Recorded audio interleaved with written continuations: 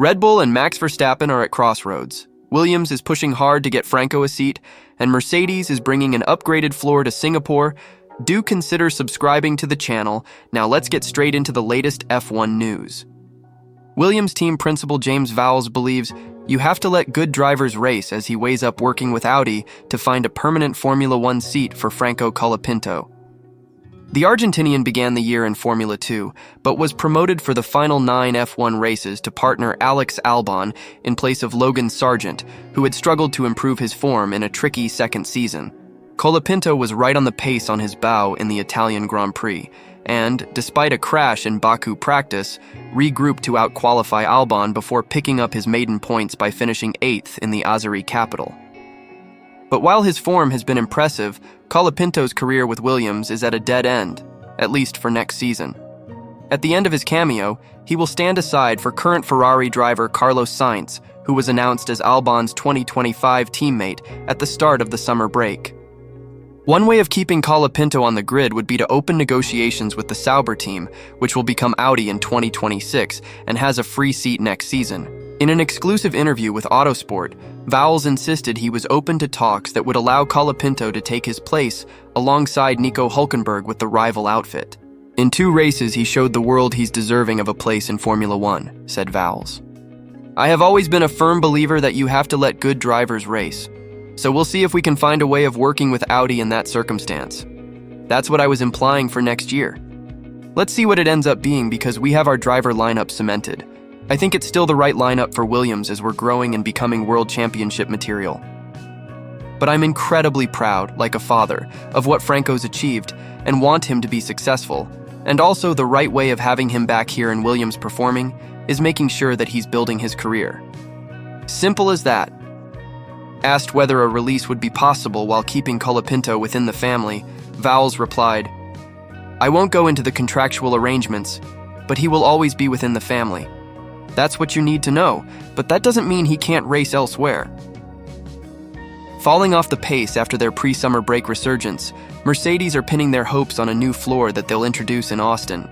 For the next in Singapore, though, it's another race with the old spec floor they reverted to in Baku.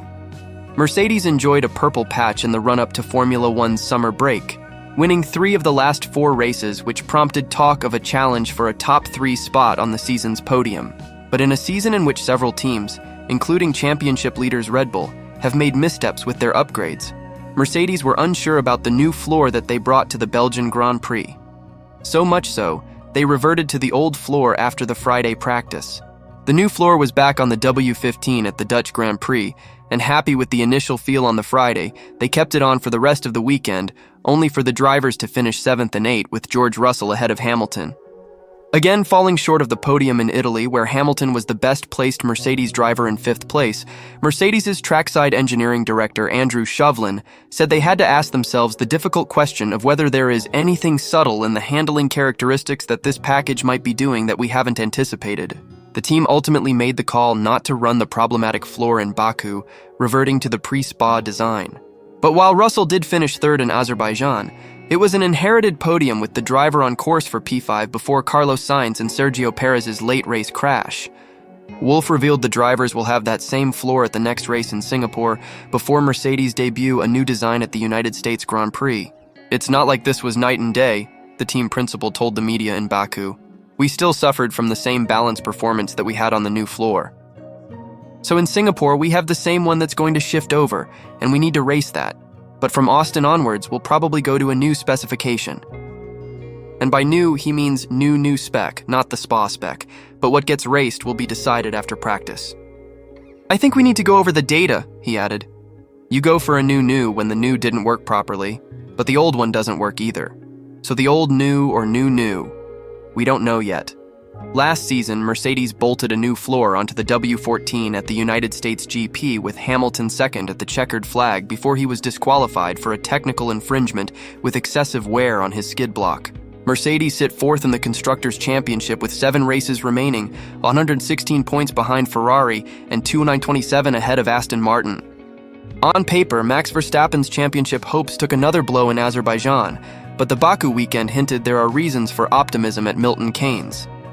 Qualifying a low-key 6th for the Azerbaijan Grand Prix, Max Verstappen was unable to join in the fight for victory on Sunday, but the championship leader displayed none of the anger and frustration one might have expected as his lead shrunk a little more. Having gone without a win since June's Spanish Grand Prix, plenty has been written about the derailment of Red Bull's championship aspirations, as McLaren has become a relentless force to close in and overtake the Milton Keynes-based squad in the Constructors' Championship.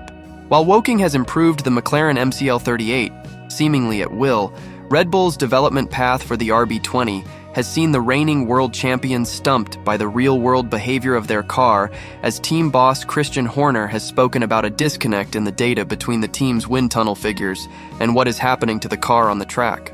It's a carbon copy of what went on with Mercedes throughout 2022 and 23. The development path for the car yields results according to every possible simulation available, only for the car to behave completely differently once put on track. When a team is no longer able to trust its data, it can lead to panic. How can issues be rectified when there isn't a clear picture as to what is causing the correlation issue, especially when you can't start afresh in the middle of a season? It's led to a series of races for Red Bull that would be unfathomable to think about last year, or even earlier this season. As Verstappen has become and also ran, even podiums have become scarce, the lack of pace not helped by the RB20 suddenly chewing through its tires and leaving Verstappen and Sergio Perez powerless to stop McLaren from passing Red Bull to open a 20-point lead in the standings. Speaking at Monza, where his team took a drubbing to finish 6th and 8th on genuine pace, Horner explained, "There's a balance issue with the car that isn't allowing the drivers to commit to corner entry. So as soon as you calm down the rear, you do that by compromising the front. So then you end up with understeer, and then you kill your tire that way."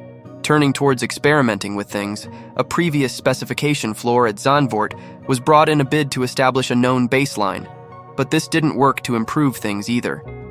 The car might have handled a little more pleasantly, but it was too slow, as Max Verstappen came home over 20 seconds down on Lando Norris, indicating just how difficult the current regulations appear to be for the teams to develop for. Not only Red Bull are scratching their heads, Mercedes showed up with an old specification floor in Azerbaijan to try figuring out its own balance issues, while Red Bull was the only team from the top 4 to show up with an update, a direct response to the struggles the team endured through Zandvoort and Monza. Boasting a revised floor body, the RB20 had different tunnel geometry with the aim of improving pressure gradients along the floor for better ground effect aerodynamic performance. These changes were described as remarkably subtle in a geometric sense by Red Bull's chief engineer Paul Monaghan on Friday. But in a ground effect era, could those subtle changes yield huge rewards? Could the effect be good? Yes, Monaghan said. And I think the proof of the pudding will be on Sunday afternoon. Friday was thus encouraging for Red Bull, as Verstappen promptly went quickest in the first practice, while Sergio Perez showed his usual Baku form by all but matching Charles Leclerc's leading time in the later session. Qualifying was less tranquil, with Perez leading the charge in 4th place, while Verstappen could only manage 6th, more than half a second from the pole time set by Leclerc. For whatever reason, Red Bull didn't seem to have been able to go with the pace increase through practice and into qualifying. The race unfolded with Verstappen unable to keep pace with the lead pack, falling further and further back. Worse, his strategy was seriously compromised after his pit stop, as he came up behind the one-stopping Alex Albon and Lando Norris and ended up getting cooped up behind his championship rival. Every lap that passed for Verstappen behind the duo widened the window of opportunity for Norris to close the gap later in the race as his potential advantage shrunk. And this duly came to pass late in the race, as Verstappen was reeled in and passed by Norris as the McLaren enjoyed its fresh medium tires. On paper, then, the race should have seen Verstappen respond with the type of fury and frustration that was evident in Hungary as the circumstances of his new reality set in. But the Dutch driver was surprisingly calm as he spoke to media afterward. Exploring his comments, his demeanor suggested there's been a change in the level of confidence within Red Bull, despite the struggles of the race. Verstappen was surprisingly chirpy as he took care of his post-race media duties, revealing that a setup change he had gambled on after the 3rd practice had backfired. There have been suggestions elsewhere that Verstappen held his tongue as a result of his criticisms of the car on Saturday being met negatively within the Red Bull camp. suggestions that planetf1.com understands to be inaccurate. But there's no denying that Verstappen was not all doom and gloom as he gave his version of events after the race. In a bid to make the car better to drive, he had opted for a tweak to his setup that proved to take the car in the wrong direction, which he realized almost immediately in Q1. But with the cars in Parc Fermé the moment he left the pit lane, there was no rowing back on that change, dooming him for the rest of the weekend. I think we just paid the price with the change that we made into qualifying that made it just really difficult to drive, the championship leader explained. The car was jumping around a lot. The wheels were coming off the ground in the low-speed corners, so you don't have a contact patch with the tarmac and it's very difficult. We tried to make it better, but we made it worse. But there was no anger on display, none of the aggravation of recent weeks as he'd tried to emphasize to Red Bull that the development direction had gone wrong. Having been no longer able to overcome the issues with the car's inherent behavior earlier in the summer, it had brought back some of the old angry Max. But this wasn't the case on Sunday, despite Lando Norris closing the gap marginally in the championship. Confirming that he'd been involved in the decision to make the setup change which proved so costly, he was as matter-of-fact as usual. I mean, you win and lose as a team. We thought it would be a good direction to go into, and in the end it wasn't. On top of his calm temperament, his positivity regarding the changes made to the RB20 was evident. After all, he can't argue the car was uncompetitive when the other RB20 was up front fighting for the win.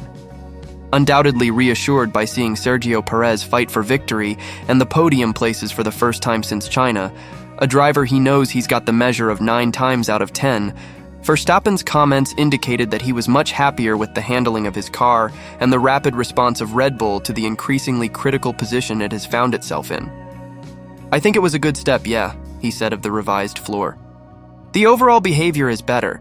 Unfortunately, we just made a few wrong decisions going into qualifying that we paid the price on. While Verstappen's setup experiment suggests the window for the RB20 is still quite small, given his tweaks took the car in the complete opposite direction he was pursuing, Perez's immeasurably better performance is the eye-opener that suggests Red Bull has made inroads into understanding the RB20 issues. Horner explained that the setup differences between the two cars led to very different feelings for the drivers, which would trigger a post-mortem, but Perez had been happier with the balance and feel. More importantly, despite running at the elevated pace up front in the 3-car convoy, Perez hadn't chewed through the tires in the same way as Verstappen. With Max, obviously, we need to look at the variances in setup. He wasn't as happy with his car as Checo Perez was, Horner said. But I think if you take Checo as the baseline here, I think that we have made improvements. We just need to understand the differences and improve further. Max definitely was going through the tires quicker, both on the medium and on the hard tire. So again, we've got to look at the variances in setup between the two cars to understand that. Checo, meanwhile, was able to follow line astern for pretty much the entire Grand Prix. I don't think he was ever more than 2 seconds behind the car ahead, and he still managed to, from what we could see on the television, keep his tires still in good condition compared to those around him. 2 weeks ago, Verstappen had been firm in his assessment of the championship picture. The titles would be out of reach as long as Red Bull couldn't understand how to get on top of the car. Despite the result in Azerbaijan, this defeatist verdict was not the case on this occasion, with Verstappen also clinging to the positive of having been beaten to the checkered flag by Norris. It is a wasted opportunity, but you can also turn it around and say they could have done a better job as well, right? He said. So it is what it is. I think we learned a lot. The car did feel a bit better than what we had before, but with the setup, we maybe went the wrong way and we'll try to do better. If you look at my race, probably everything just was the worst case scenario, my general balance that I had and then being stuck behind Alex and Lando. So yeah, then of course, it's not a surprise at all. I think if we do a better job ourselves, they need to have a perfect end to the year. Red Bull evaluating next steps in critical championship run-in. Of course, one swallow does not a summer make. The fact Red Bull did have race win potential with their usually slower number 2 driver isn't a sign that the RB20 is suddenly going to be back winning races with ease when Verstappen doesn't make such a setup error. After all, Verstappen still failed to unlock the potential within the car, showcasing just how easy it is to do that with a narrow operating window. But the seeds have been sown for a more positive ending to the season, as Verstappen bids to win the title with a little more authority, as recent races have suggested it might be done in a whimpering fashion. There's no doubt the RB20, like the MCL38, is a jaw-droppingly quick F1 car. The difference being that McLaren's development, whether that be through better correlation, a more simplistic approach, the advantage of the extra hours of CFD and wind tunnel testing, or plain good old-fashioned fortune, has resulted in stronger and more consistent performance. Red Bull's own development path led them astray, creating a monster with only flashes of its outright potential shining through on occasion, such as in qualifying at Spa-Francorchamps, for example. But the potential of the car is still there to be exploited, and Baku hinted that the team has finally figured out how to start doing just that. Monza's shocking display seemingly giving the team the kick up the rear it needed to start responding. There's also a sense that Perez, a driver who has always thrived on confidence, has been vindicated by his struggles, which he fully admits being less able to drive around than Verstappen, also now being encountered by Verstappen. With Red Bull now seemingly digging upward, his performance in Baku highlighted the strength of Perez to bounce back as the pressure on his seat has eased. The car is the bigger problem for Red Bull at this point.